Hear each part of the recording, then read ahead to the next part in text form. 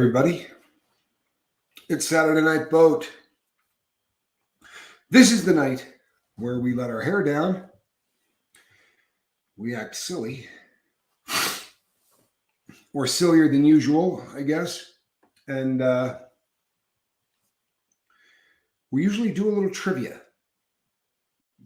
The idea being we talk about pretty heavy stuff during the week, and sometimes, you just get to that point where you want to say there will be no heavy. However, if one of you is really hurting, you let us know, because obviously that's more important than trivia. But we do like to have fun on Saturdays. And more often than not, the trivia falls from one of three decades. That would be the 70s, the 80s, and the 90s.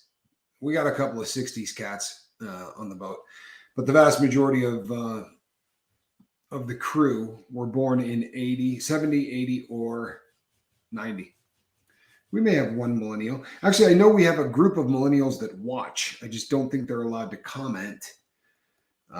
So, I don't know. They're here, but since they can't scream out the answers, we'll just ignore them. I'm sorry, that probably sounded bad, but I meant it. You know what? As I was guilty as hell, good to see you. Wait a second. All right, sorry. So I was running late today, and that never happens. I don't know if you guys have really thought about that, but I do not go on late. Noise Opera, good to see you. I don't go on late. I really don't. I'm punctual as hell. It's in the first season, we used to go on late often. Oh, is my shirt doing that thing again? All right, peeps, hold on one second. I'm not having it. Let's see here. Where are we at? Bear with me, crew. Whoa, how are you doing? All right. That should cure it a little bit in theory. How's that? Well, it's going to be good enough. I'm half blind is the other problem, but I think that probably took care of most of it. So the reason I was running late, because as I said, I don't do that, man. I'm punctual. I'm the watch guy, right? There's a watch on every flat surface in this house, or used to be. So it's rare that I'm late. I'm kind of preoccupied with the time thing. But I got here with about 4 minutes to spare. I was talking to a good friend of mine. But I got here with about 4 minutes to spare, and I started reading the comments.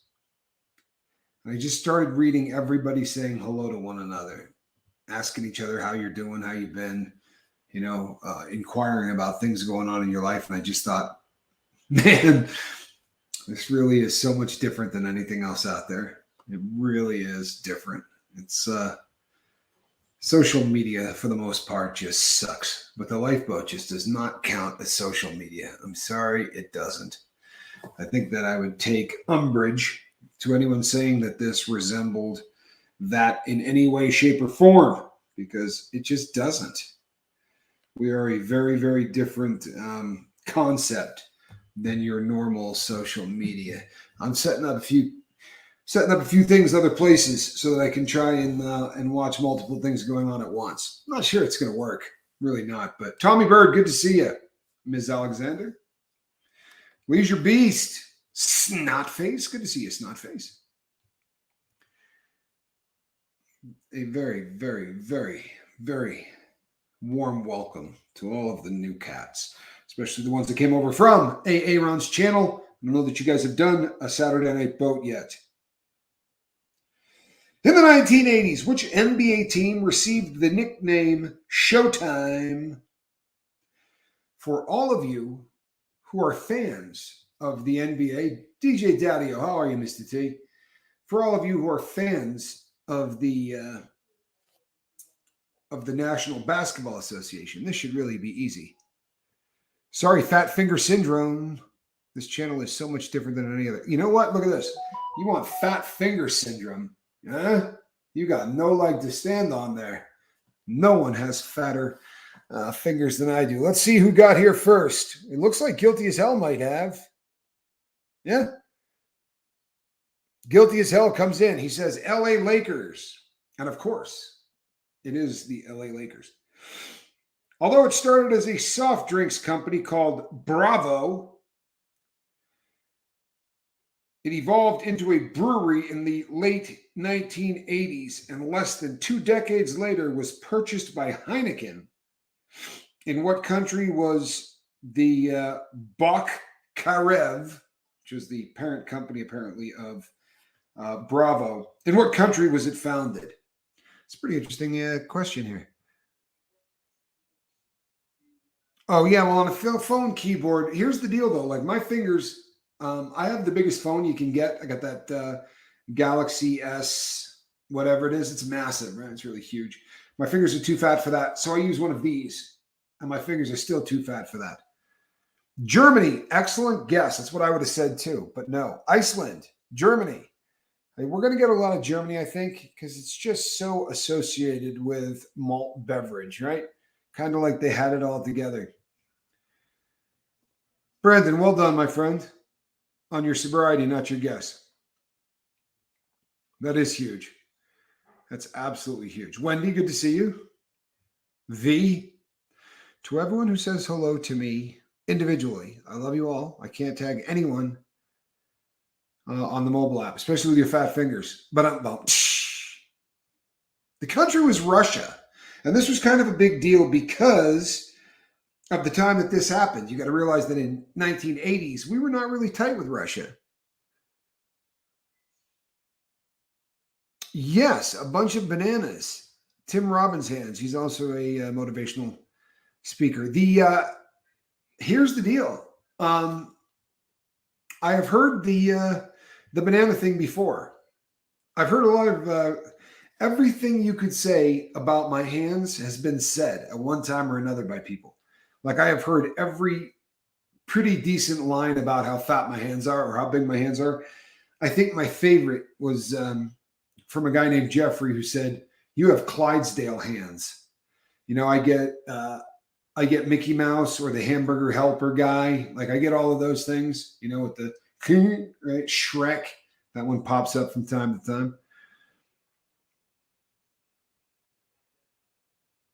I hope you're doing well as well. 1980s Czech Republic with Soviet Union. I claim a win. Full of Hope is definitely closer than anyone else. That definitely would have fallen under the Soviet Union in 1980, which makes a solid point.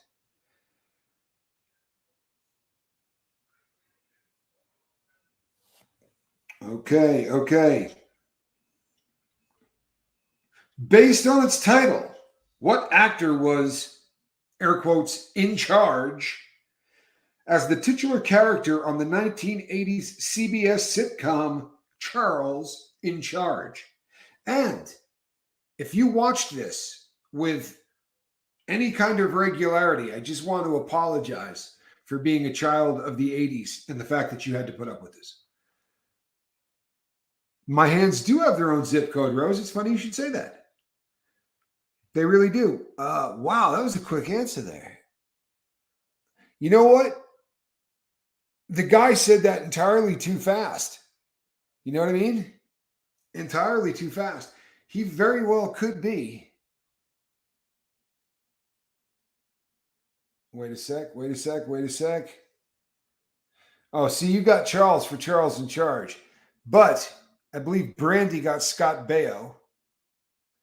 You notice that every single girl on the boat got Scott Baio? I think you all had a crush on Scott Baio in the 80s. Although I think his wheelhouse was probably the 70s. It's hard to tell, though. Snotface with a beautiful sentiment. She says, Hope, always here for you. Praying for good things to come. It's a beautiful thing. Beautiful, beautiful thing.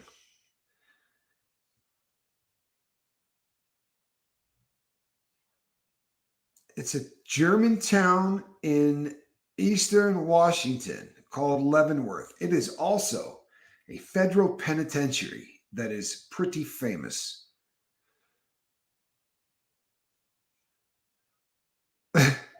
You should play baseball, right? Catcher's mitts. I've heard that one too. I've heard the catcher's mitt hands. Like I could play catcher without the glove. I wasn't alive in the 80s, says Snotface. Rub that in. Rub that in.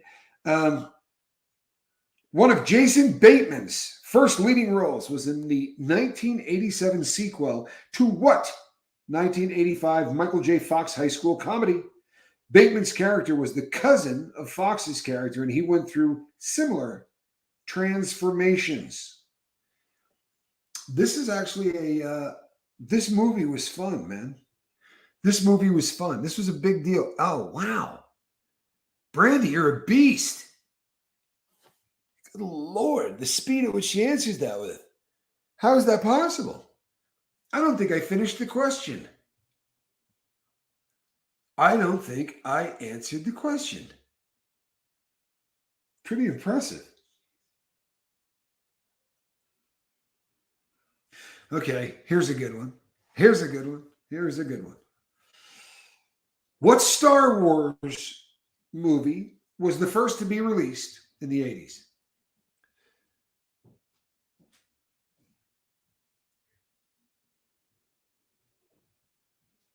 Ah, Kelly, I like that. What a nice thing to say. I really like that. That may be the first nice thing anyone has ever said about my hands. Okay, we've got A New Hope, 17. We are looking for what Star Wars movie was the first to be released in the 1980s? Do.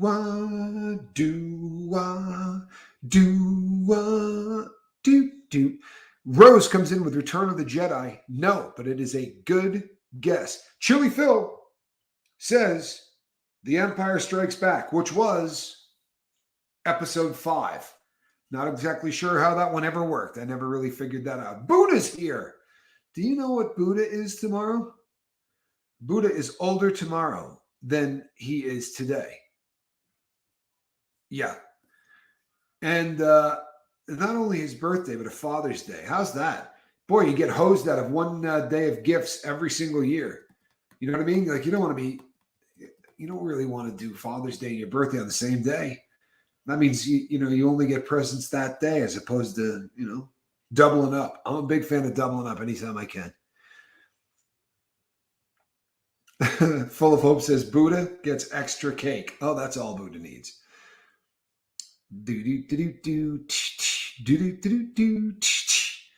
Tommy Bird says The Last Hope. Okay.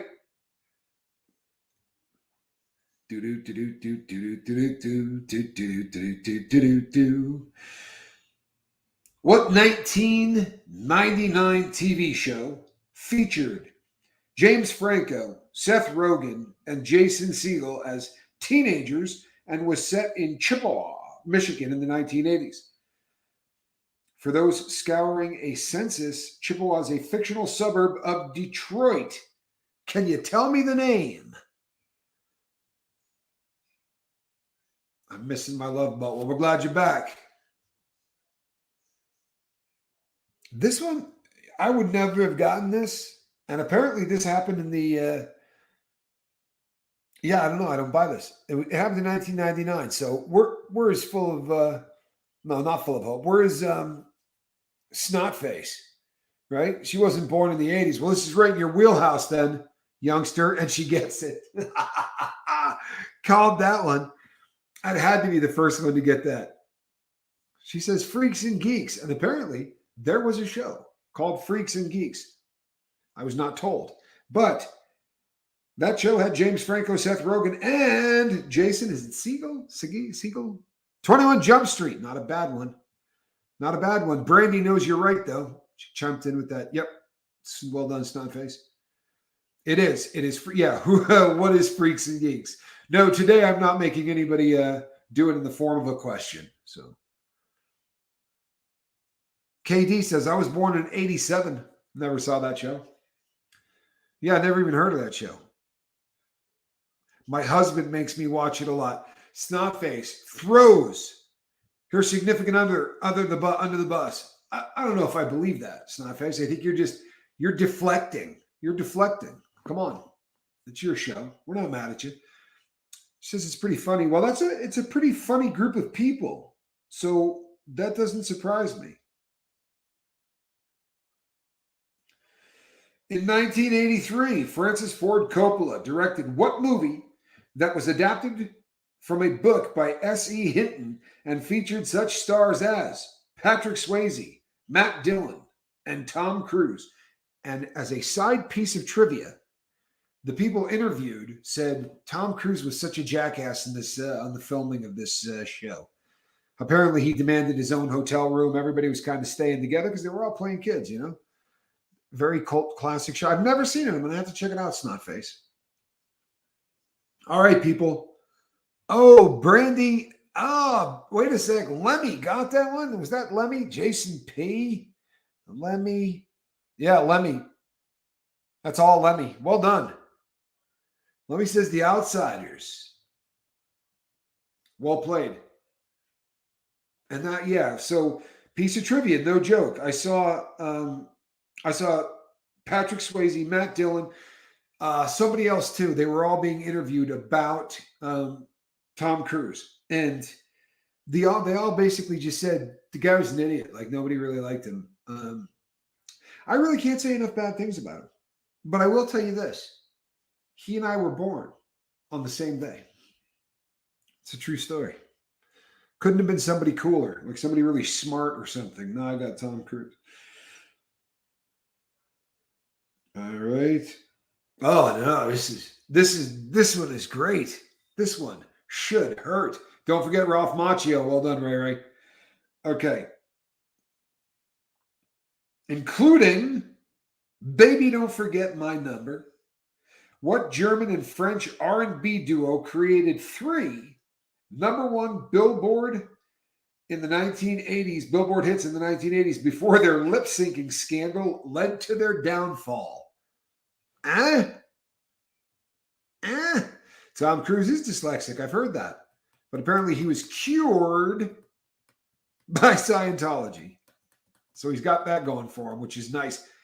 Brandy, boy, Alf was on your tail. They were so close together on that. But that was Milli Vanilli. And Snotface, if you're not hip to the Milli Vanilli fiasco, that is one worth looking up. Checking out the old, what is it called? Behind the Music or Where They Are Now or some such crap. Good movie. And The Outsiders was written by a woman, which was made obvious because they read Gone Off because, oh, I got you. I think. Damn, fat fingers, says Snotface. Yeah, because the boys were reading Gone with the Wind. That makes a hell of a lot more sense. Okay. Yeah, the Milli Vanilli scandal. Absolutely worth looking up. These guys won like New Artist of the Year, and they weren't singing. They were just up there pretending to be 2 cool guys because the people that apparently did sing it just didn't look cool. One was actually older or whatever, but they tried to say at a press conference, no, we were really singing, and they burst into song, and it sounded like 2 cats being tortured. Like people heard the real Milli Vanilli singing and thought, that is awful. And you got me Yoko Ono to soothe my ears. Yeah, no, absolutely awful. Absolutely awful. Okay. First built by English mathematician Charles Babbage in 1822. What electronic object was named Time Magazine's Man of the Year in 1982? A device named Man of the Year. You don't see that very often, but it happened in 1982. Transatlantic, says Full of Hope. DJ Daddy-O just gets a laugh out of the Yoko Ono reference. Tommy Bird says Walkman. That's a hell of a guess. But Leisure 7 says, nope, he invented the computer. Well played, Leisure. Well played. I would not have gotten that. But apparently Charles Babbage in 1822 invented the computer. I don't know how much memory that computer had. I kind of have the feeling that it didn't hold a ton of knowledge or info. Phew! Thought I was going to get in trouble for the D word. It slipped. You know what? We'll let that one go. We'll let that one go. Next time, though, we will. It's the terrible thing they do to people on boats. Keel haul you. I think it's keel hauling. Terrible concept, right? I thought Alan Turing did. I don't know. You would, the both of you are smarter than me. Mr. Ray Ray says Steve Jobs invented the computer, and he certainly made it famous. It was one of the first calculators called a computer, the one that punched in the numbers and printed a receipt. Tommy Bird, well done. You learn something new every day on the lifeboat, right?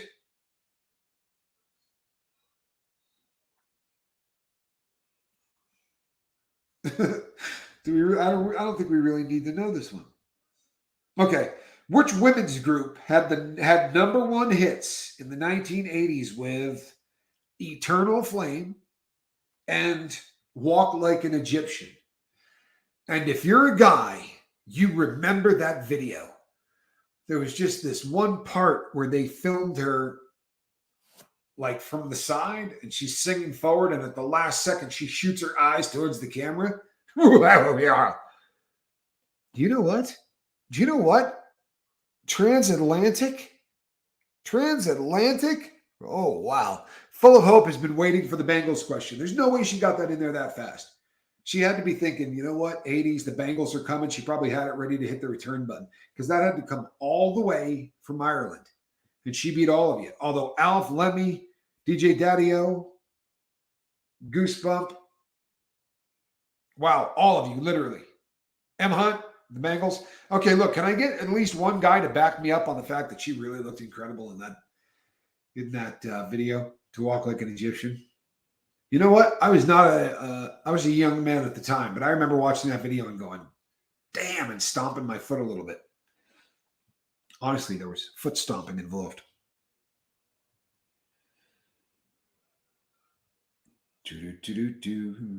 What is the name of the virtual assistant developed for Samsung devices in 2017? And is the surname of a famous Bill who portrayed mild-mannered Bruce Banner in the 1980s television series The Incredible Hulk? This was a roundabout way to try to work a 1980s question in. You saw her live recently? My goodness. You know what? I had her name and it just escaped me, but it's Susanna Hoff. You recently saw Susanna Hoff. I always thought she was incredible.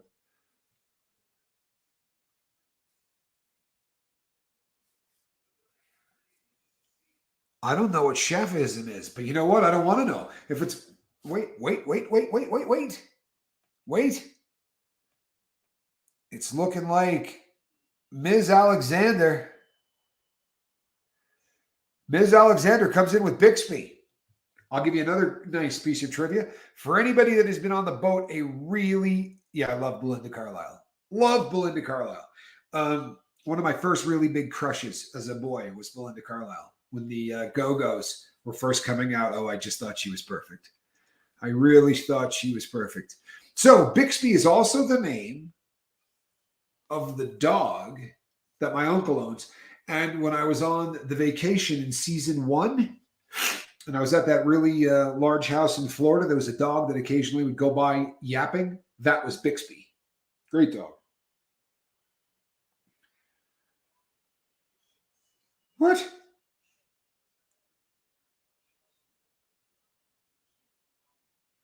Okay, see, this really was kind of odd because they spelt this wrong and it kind of threw me off.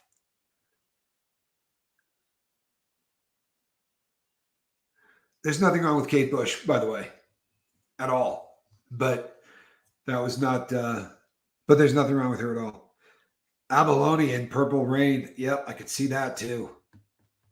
Come on, give me a MacGyver question, says Tommy Bird. He's ready. That is great. You know what? Hold on. I saw a question earlier, and if I don't ask this question right now, sorry, Tommy Bird, but this one is all right. Here we go. There was an actress who appeared in count them, two videos in the 1980s and became famous for being the hottest girl on MTV. The actress's name was Tawny Kitaen. The songs were Here I Go Again and Is This Love? What was the band? I'll tell you what, though. Counterfeit God 333 got Tawny Kitaen. So did Alf. Tawny Kitaen she just recently passed away. I wore a black armband for 4 days when Tawny Kitaen died. When she's crawling on the hood of the car, White Snake, White Snake, White Snake. Warrant was a good guess, but no. Miss Dragon, Brandy. Yep, it was White Snake. It absolutely was. That was one of those videos that there was not one guy my age who did not have that on a VHS tape. Yep. Not to get off on a tangent. Full of Hope says, cool off. Not to get off on a tangent, but there was one other girl from the 1980s who also holds a place in my heart. I'll tell you that one on a different day. But I'll give you a hint. Fast Times. I called my cat Tawny when she's on my car. Very funny. Miss B says, I had that album. I think they mailed that album to everybody in the United States. I think it came with the Sunday paper. I don't think there was anybody my age that did not have that album.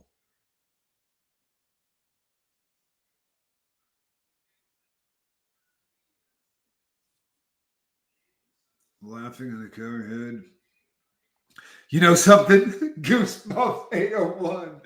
Yeah, okay. Moving on. It was actually Phoebe Cates. Phoebe Cates still looks great too, although I didn't see her anyway. All right. For us, those of us of a certain age, we all remember a line of trading stamps that allowed consumers to trade these stamps for discount catalog items. The line peaked in the 1960s and it ended in the 1980s. The stamps were known as green stamps because of their color. What did the S and the H stand for? Nobody's going to get this. Nobody is going to get this. Buddha.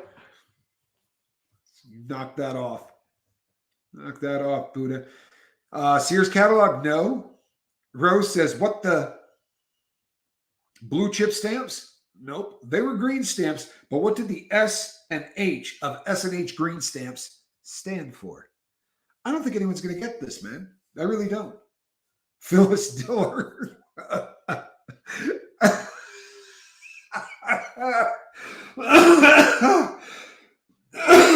Oh, excuse me. That's awful. I just woke up the cat. That's really funny, Charles. Boy, is that funny. Something handling. It is Sperry and Hutchinson. Selling Hall. Something handling. You know what? You guys are great. Something happy. Selling Hall is a pretty good one, Annette. Well played. USA question. Yeah, probably. Okay.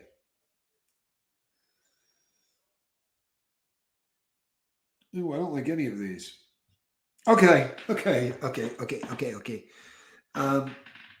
I still haven't received my meds. Looking like I'll be having a hard time for the next few days. Oh, ZW.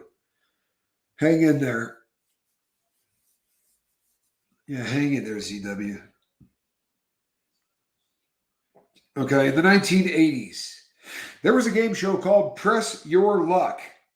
What W word signified a villainous character that reset a contestant's score to 0? Very often people would yell, big money, no. Jason P. Well played. No whammies. Big money. No whammies. All right, here you go. I am putting out too many fully American questions and I'm upsetting my friend full of hope. So let's go with one for her. The second highest selling musical artist in Ireland's history after U2 has never gone on tour and never performed a live solo concert. She rose to fame as the flag bearer for the new age music in the late 1980s with songs like Only Time and Orinoco Flow. Who is she? Threw you a bone here, full of hope.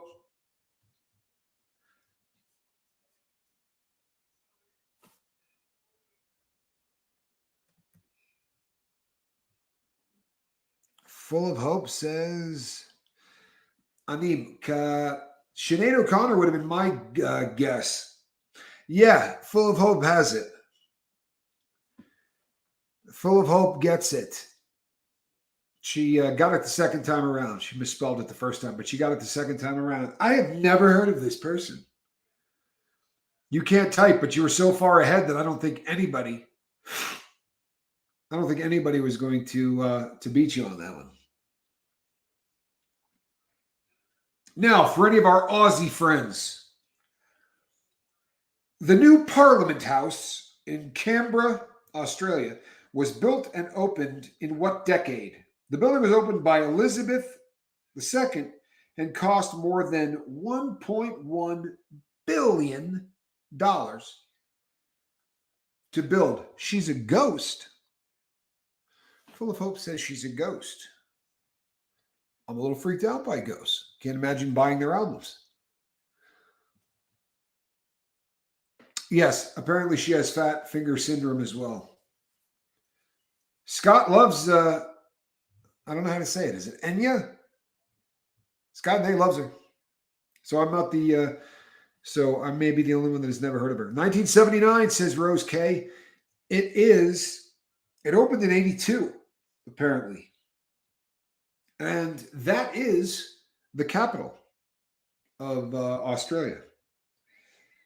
And us Americans look at it and it looks like it says Canberra, but of course, they don't say that.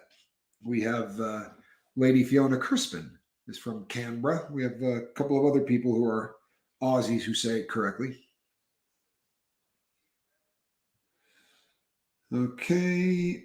Oh, this is a fun one. I really dig this. Full of hope. Tommy says no one got to see her live. Well, that just doesn't seem right. Charles McClellan says Bilbo Baggins.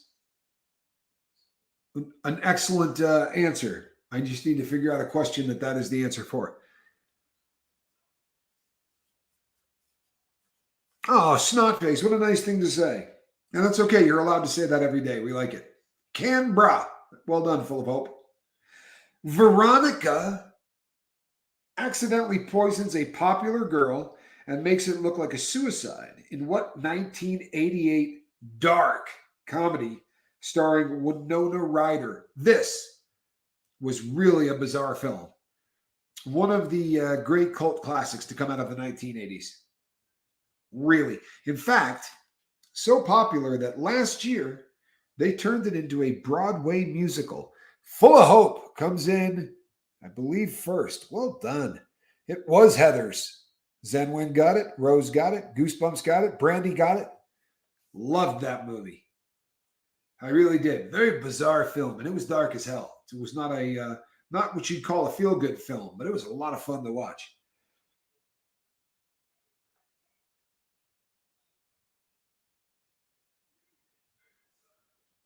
All right. Okay. Popularly known for taking his infamous photo op aboard an M1 Abrams tank, Michael Dukakis served as governor of what U.S. state during the 70s and 80s prior to his 88 presidential campaign? I'll give you a little piece of trivia when this one's over because this one's fun. What state was that jackwagon from? Massachusetts. Goosebumps. Well played. I'll tell you why this was so damn funny. He was wearing this silly helmet, and riding around in an M1 Abrams tank with his head sticking just out the top of it. Sadly for him, he voted against that project. So they came back with an ad that basically showed,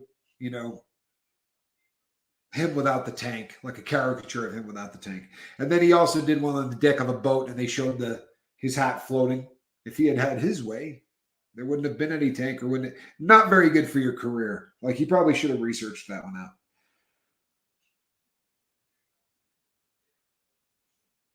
Do.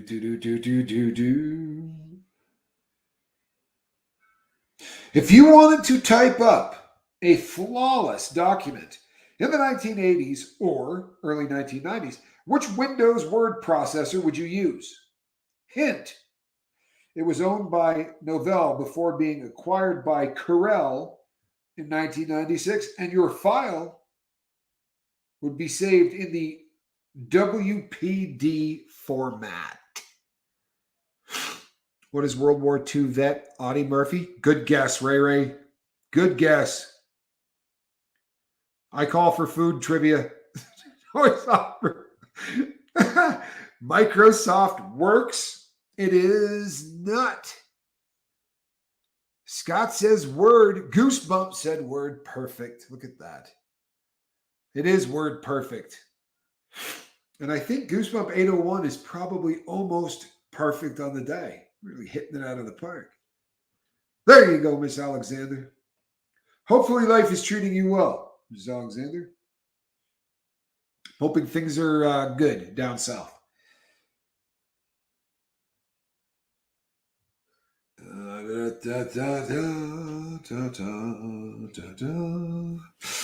Ghostbusters director Ivan Reitman voiced Zool, the demonic dog, and what ghost originally named the Onion Head Ghost in the 1984 comedy film? The most famous ghost from that comedy series, to be sure. ZW, have a good night. Hang in there, hon. I abstain from most where I am not sure. I like it. Checkers, no. A little less interesting. Thank the Lord. Good. Glad to hear that. I'll give you a hint. This guy was green and poured massive amounts of food into his gullet off of the tray that was left out from room service. Come on. Annette says Onion Head. Well done. But he took on a different name. I am more engaged with people in this love stream. I get more from it than interactions that I have in real life. And that's why this community is great. I love that. Thank you. The Poltergeist. Slimer says Buddha. I'm impressed, Buddha. I'm impressed because honestly, that is not one that I would have thought you've got. I would have thought one of the older people would have got that. This is going to be a lifesaver when my husband deploys in a few weeks. Well, we will be here for you, hon. I promise you that.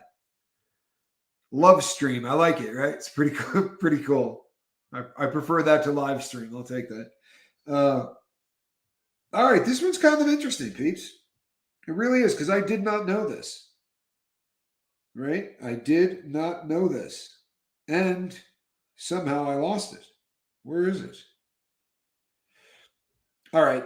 What is the name of the talking animatronic toy that was Lillipop, but quite closely resembled a bear? Was an Iliopop, sorry.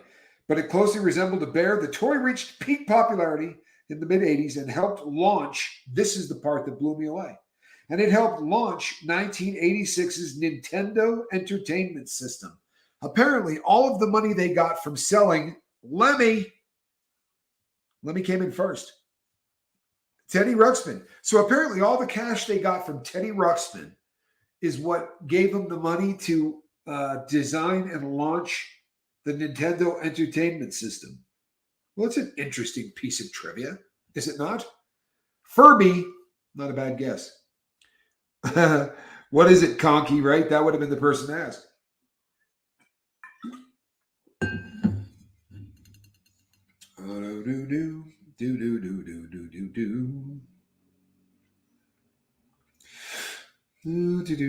Wilmington-born Valerie Bertinelli played Barbara Cooper on what long-running sitcom of the 1970s and 80s? And she wore bell-bottoms and form-fitting pants. Don't look at me like that. It's just what she wore. I'm not commenting on it or anything like that. I am, though. I am kind of commenting on it. Bell-bottoms, one day at a time. DJ Daddy-O. Somehow, DJ Daddy-O got that in ahead of Goosebumps, which takes some effort. Annette, well played.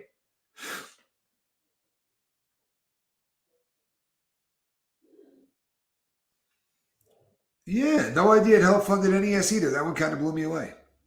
Who is Homie the Clown? Good guess, Tommy Bird. Homie, don't play that. Homie, don't play that. Guilty as hell, well played. Indiana Jones and the Temple of Doom funded Star Wars. Is that true? Is that true? Why do I feel like Star Wars came out before Indiana Jones? Maybe I'm just not that bright.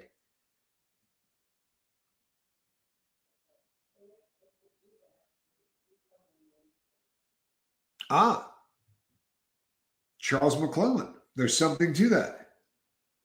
Full of Hope says, she hates clowns. You do not hate clowns as much as this guy. I don't like clowns.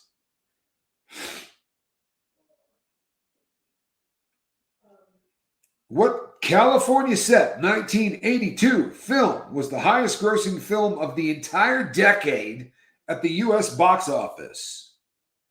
Highest grossing film. Annette says Star Wars was first. I thought so too.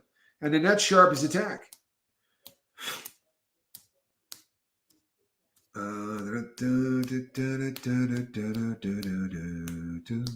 love that you said that I always tell people I'm not that bright. Wait a sec. I said that? I don't remember saying that about you. Might have said that about me. Suzanne Summers. Ray. Excellent guess. Excellent guess. But repeat the question, says Goosebump. What California set 1982 film was the highest grossing film of the 1980s? The entire 1980s. It looks like Counterfeit God 333.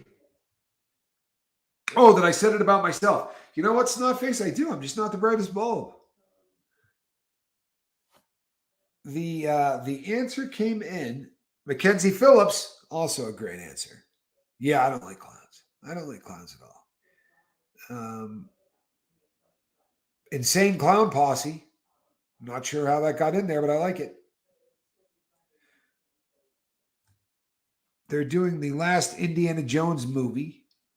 It's Indiana Jones and the Nursing Home of Despair, something like that.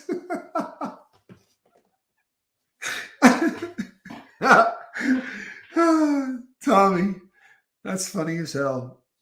We're going to need a bigger boat. Best line from Jaws. No, it was definitely E.T. It was E.T.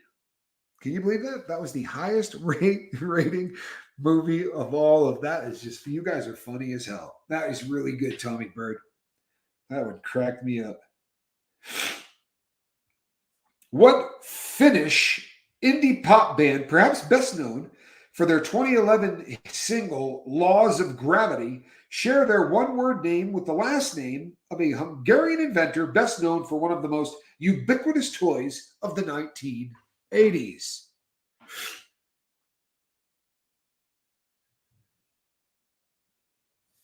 You were watching Royal Weddings. Oh, we see no time for that. Drew, she's so cute in that movie. Yeah, Drew was really cute in that movie. I had a crush on Drew from that point on. Isn't that funny? Up until just recently. I just had something about Goosebumps comes in. Rubik. Scott says not a clue. But he said it quick. For real, like that was there. But it is Rubik. Yes, counterfeit. You were right. It was E.T. Can you please repeat the question? No. But the answer is Rubik. The question was, what Finnish indie pop rock band, perhaps best known for their 2011 single Laws of Gravity, share their one-word name with the last name of a Hungarian inventor best known for one of the most ubiquitous toys of the 1980s? That name would be Rubik. There you go. Counterfeit God says, I'm so old. Yep, I feel your pain, brother. I didn't know about the Finnish band either. The dogs barked while I was asking. Do you not tell the dogs that the lifeboat's on and they're not allowed to do that? Full of Hope says, I was drunk in the 80s. Yeah. I think I had a t-shirt at one time that said, I don't remember much of the 80s, but what I remember I like. Lego My Ego. Great reference. Great reference. I'm just looking for another one where the answer is Tawny Katan, because I just like saying that. In 1980s commercial, actress Kelly LeBrock advertised what hair care brand with the slogan, Don't hate me because I'm beautiful? Kelly LeBrock. And that says I was drunk then too.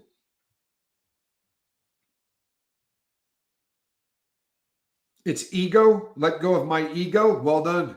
Well done. Brandy says Pantene. And it was. And you know what? I knew that like that. I can't believe that more guys didn't. It was Kelly LeBrock, for the love of God. Right?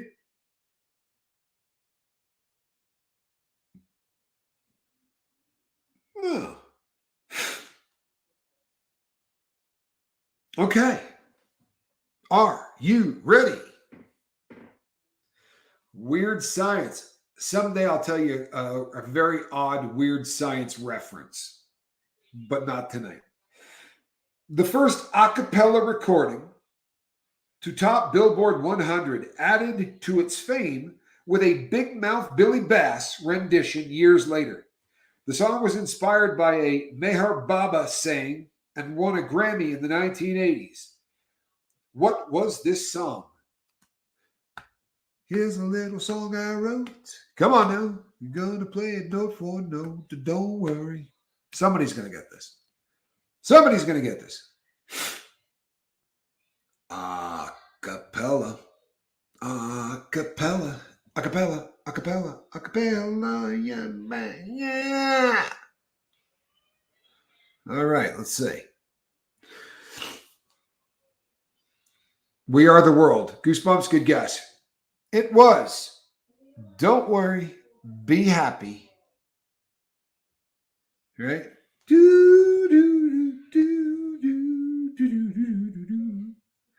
Don't worry. There you go. Be happy. National anthem. Annette, hell of a guess. You realize that you guys' guesses are better than any of the questions. Annette says Pepsi Generation. Mr. Clean. Vicky. Vicky, what are you saying? Huh? If I had the gold earring, I could pull off the Mr. Clean thing. Bill Nye, the science fraud, guy.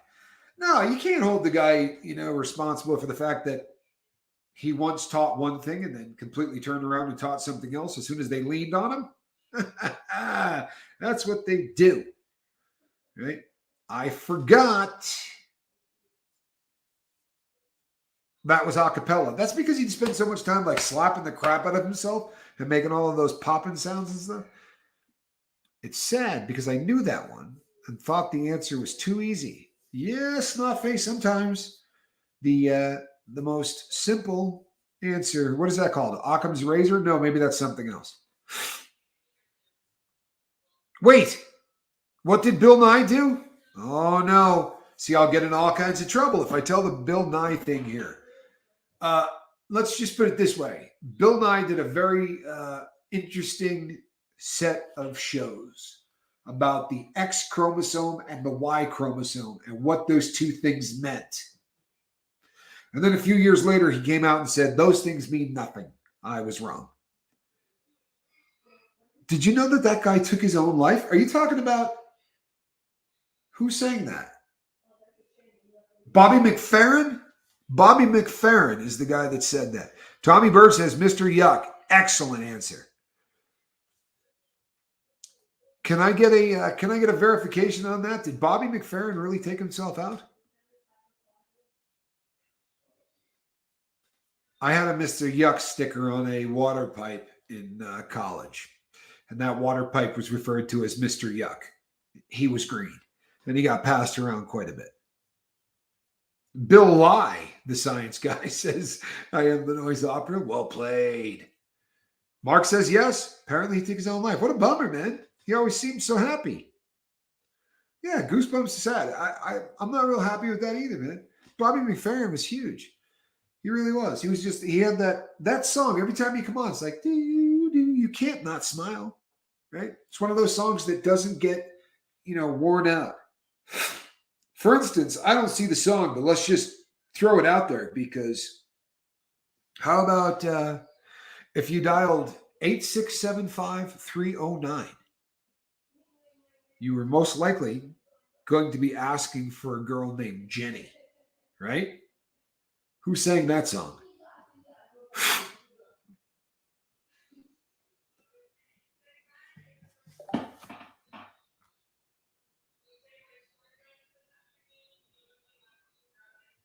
Yes, Snotface, do look into it. Great rabbit hole. You won't be a fan, I promise you. Leisure hits it out of the park and beats everybody. You want to hear something really sad? Okay, so Leisure says that will be Tommy Two-Tone. And he's right. That would be Tommy Two-Tone. I saw Tommy Two-Tone on one of those Behind the Music or Where Are They Now or something like that. All of a sudden, at the very end of the recording, he says, we're available for wedding parties and bar mitzvahs, $750 or something like that. And I thought, oh, what a bummer, man. He had the number one song in America, and now he's trying to sell himself out. Bobby McFerrin is alive and working, according to Wikipedia. Well, that would make me a lot happier. I liked Bobby McFerrin. 2 local DJs rewrote that song to see blurry, feel crappy. Used to play on Peoria radio a lot. Nice. See blurry, feel crappy. I could see that one. Na, na, na, na. Oh, no. Goosebump. Goosebump just said, oh, no, like Spinal Tap. You're talking about England's loudest rock band? Right? You cannot go wrong with Spinal Tap. One of the great bands of all time. If you're not familiar with Spinal Tap, you really need to get the album with such great hits as, let me see if I can say one that I won't get in trouble for. What was their their biggest selling album? I believe was called Smell the Glove. Oh, wow. Puppet Show and Spinal Tap. Yep. Robin Williams was sad. I got a great tie-in for the Robin Williams thing, but it's another one of those things that I think if I say here, I might lose half my audience. See, Full of Hope says Spinal Tap goes up to an 11, and she's right. Because normally, any other film, you know what I mean? You go all the way to 10, but if you need that little extra, right? Like the audience is right there, and you almost got them. Well, this one goes to 11. I had a real problem with that too, Snotface. Sadly, I heard it at a time when I shouldn't have been crying. It was a very odd situation. Like I said, I'll tell the story someday.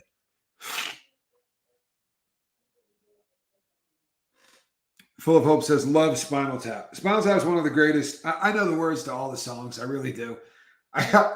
You can't sing any of them, but I can't sing any of them on here. Well, Big Bottoms. I could probably sing Big Bottoms. Oh, no, I couldn't now that I think about it. Yeah, the Stonehenge set piece was fantastic. It's, you know what? Sometimes you can do something 18 inches instead of 18 feet. It's an easy mistake to make. You were introduced to it by your AP English teacher who ended up getting locked up for banging a student the year after I graduated. Oh, Lord. That is too funny. I mean, it's not, but it is. It's just the way you say it, KD. That's funny as hell. Uh, we had that happen a couple of times in my school. Once with a woman and once with a guy. And you know what? Neither of them got arrested. That's another story for another day. In a bizarre gardening accident. Uh, well, yes, there was the bizarre gardening accident, and one, actually six, spontaneously combusted. just, what are the odds? Robin Williams was a genius. Yeah, his comedy was incredible, and he was a great serious actor too. Yeah, Rose K. Not only did I see the movie about 500 times, but I also saw them in concert. They were fantastic. Charlie Mullins. Well, great trivia. Great trivia. And that actor was passed up by the Academy for that role, which is really sad if you think about it, because that was really a solid performance.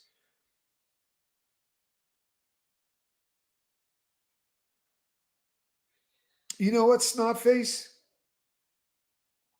I'm sorry to hear that you lost your dad at 9, but I think it's fantastic that all of those people played a pivotal role in your sense of humor. I really, honestly, I think that's fantastic. It is. And there are a lot of my BFF slept with teachers and wanted me as her wingman or wingwoman. Wow, bizarre.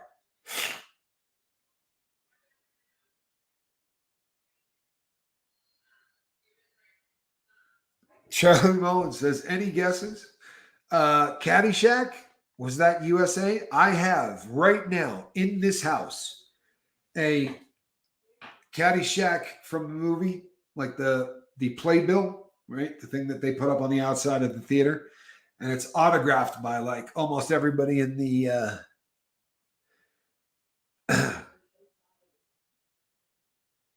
I'm searching for a film on a farm. No, I believe Funny Farm was the name of the film that he was looking at.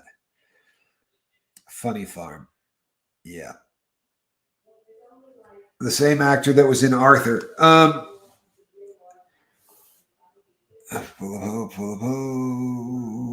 Yeah. Who is the great Cornholio? It's technically it's hard to tell because of the hood. He could have been played by a couple of different actors, but I think it was probably Beavis. Dudley Moore was amazing. I think high school was ruined. I think high school definitely changed on April 20th, 1999. I was in a I was in a casino playing cards. I saw that come up on a TV screen. It was Beavis. KD verifies this. So does John. Although a lot of people don't realize that Beavis had a big drug problem after the second season. So they were actually using like I don't know whether you call him a stunt double or kind of like a stand-in, because Beavis was hitting the glass pipe pretty heavy. Once he and Bud had actually started to get a little bit of fame, Beavis was instantly onto the crack pipe, which was kind of sad. You know what I mean? He could have had a much longer career, I think, if he had stayed off drugs. Jason P says that was 60 miles north of me, Ray Ray. Yeah, that was awful. It really was. And that was just one of those things that I will never forget. I was sitting at a blackjack table with like seven other people, and all of them were women, and they were all had like bandanas and stuff tied around their head. They were all in the process of getting They were all in the process of getting chemo and radiation, and they were the funniest people I had ever met. Just had the greatest attitude. And even with what had come up in that awful news, they were just, it was a wonderful time. I really, as crazy as that is, but I will remember that day like it was yesterday. Silent Bob, never heard of him. They just made a Beavis and Butthead reboot with them as grown-ups. I think Butthead is on welfare now. I only saw a short clip. Not surprised that Butthead is probably on welfare. I could see that. Oh my Lord, Charles McClellan did not just say that. Charles, if I am lying, I am dying. That is one of the questions on this list that I have right now. What famous 1980s movie ended with an epic scene with a leg lamp in a box? I cannot believe you have one of those. Honestly, I cannot believe that you have one of those. I am absolutely beside myself, Charles. I don't think you have any idea how jealous I am. I don't think you have any idea how jealous I am. Beavis is the second Darren Stevens.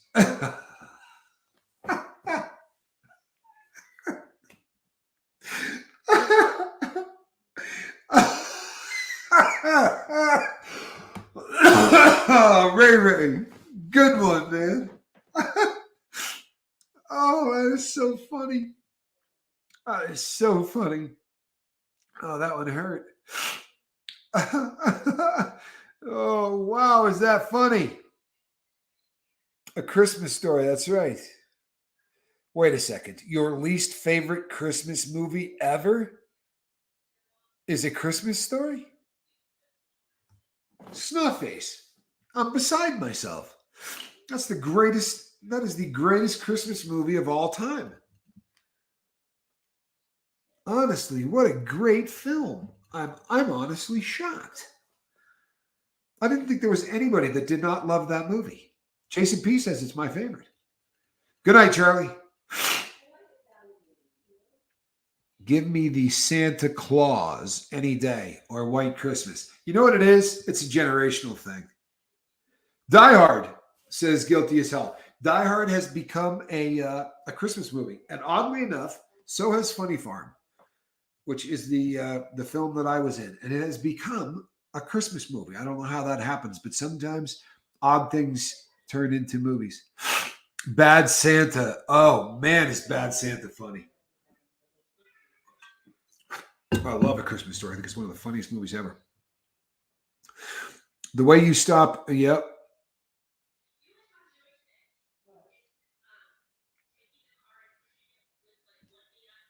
Well, that wouldn't bother me at all, Tommy Bird. Wouldn't bother me at all. Elf or The Night Before or Bad Santa. Elf is very funny. It is Elf is really funny. I got a lot of laughs out of Elf. Require testing of use and safety. Yeah, you know what, Tommy Bird? Someday, because I would just cause all kinds of ire that quite simply I don't need. But I got one that you would like even better, I promise you. Scrooged is a classic. I love this boat too, Leisure. Thank you, bud.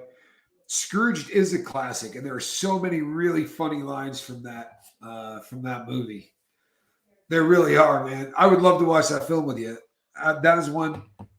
Yeah, I wish, you know what? I really wish we could do film night, but we got shot down. We were very close to doing it. I still have got to figure out a way for it to happen. All right, peeps. That brings us a little bit after the top of the hour. And you know what? I didn't think that this show was going to go off today. I really didn't. We had a couple of things that were going on that was tough, but I am really glad that we did this, man. You guys really make me laugh, and that's a healthy thing for me. It really is. Another very successful Saturday night boat I love you guys. I really do. I am. Danny. I don't think I've ever said hi to you, Danny. I'm glad that you're here. Have a great night. I'm Captain Tommy Scoville. And this little cute thing right there, that is a cat in a basket. Good night, everybody. We love you. Thanks, squirrel. Good job. Zip, zip. She's such a good cat.